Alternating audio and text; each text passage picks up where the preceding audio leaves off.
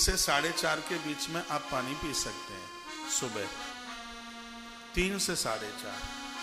3 से पहले भी मत पीना और 4:30 के बाद में भी नहीं, क्योंकि हमारे यहाँ 4:30 बजे से फिर वर्तमान तिथि को मान लिया जाता है उदिता में।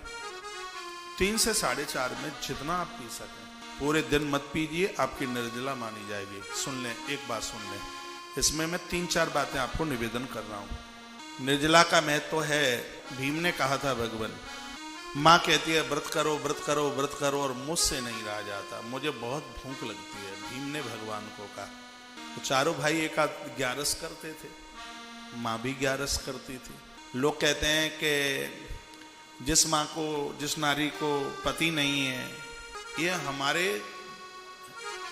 समाज में एक बहुत बड़ी विडंबना है। जिसको पति नहीं, वो ये नहीं कर पाएगी, ये नहीं कर पाएगी, तो जाके आकर वो एकादशी कर सकती है कि नहीं? कुंती माँ ग्यारस करती है, प्रमाण मिलते हैं। पांडु जी महाराज नहीं है, वो ग्यारस और अपने बच्चों से भी करवाती है। करवाती थी तो वो भीम से भी थी, लेकिन वो पेट को ही मरोड़ता रहता, मरा भूखा मरा हाय मरा। तो कभी कभी लोग जब व्रत करते हैं ना, तो दूसरे दिन सुबह ही जगेंगे सो तूफान की तरह, अजय तुम्हें पता नहीं कल हमने व्रत किया और अभी तक कुछ बनाया नहीं, पता नहीं कौन सा गोवर्धन गिरिराज उठा के आ गए, ये सुबह से ही दुत्कारेंगे, कल व्रत किया था हमने। भीम भगवान के पास एकादशी पड़ गई थी, मैया ने जबरदस्ती से रखवा दी। कहा प्रभु ये मुझसे नहीं बनता, ऐसा कोई उपाय बता दो, एक बार कर लूं तो ये पूरे साल की एकादशियों का फल मिल जाए, कोई है व्यवस्था? भगवान ने कहा है। अपरा एकादशी की बात थी जो अभी निकल गई है। भगवान ने कहा 15 दिन के बाद आने वाली है। यदि भीम तू बिना पानी पिए भी, एक घूंट भी पानी ना पिए, और यदि तो वह एकादशी कर ले, निराहार बिना जल के निर्जल कर ले, तो तुझे 26 एकादशियों का फल मिल जाएगा। और भीम ने कहा शाम को पानी पी लूं तो? भगवान ने कहा तो 24 का मिल जाएगा, 2 कट जाएंगी अधिक मास वाली, जिनकी बहुत महिमा है।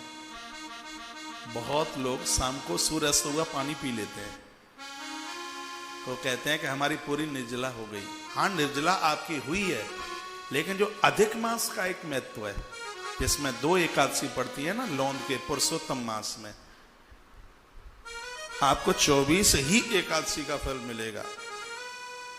जो एक बहुत विशेषता है अधिक मास की, वो कटअप हो जाएगा, उसकी कटौती हो जाएगी। ठीक,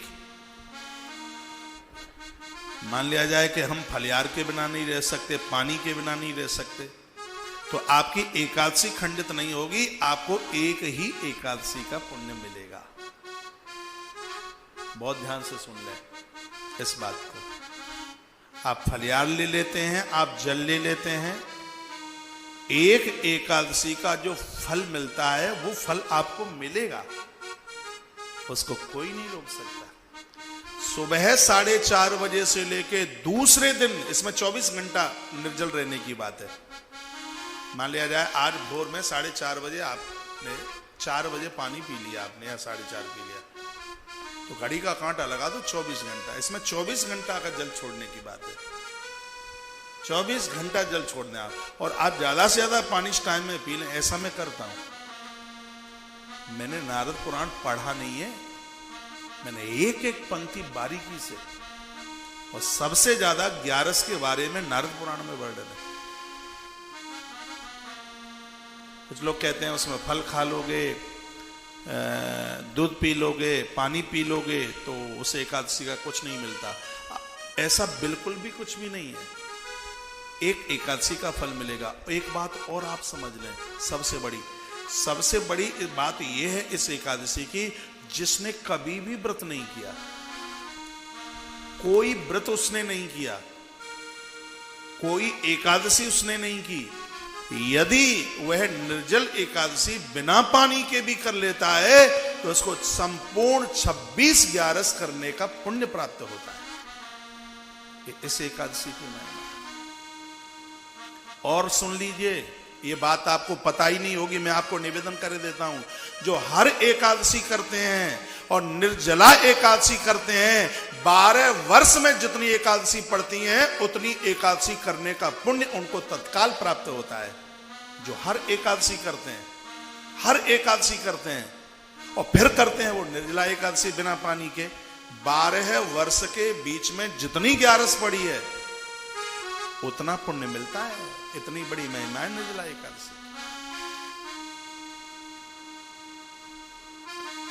ये ग्रंथों में भरा पड़ा है। परम वैष्णवों की तो पहचान है।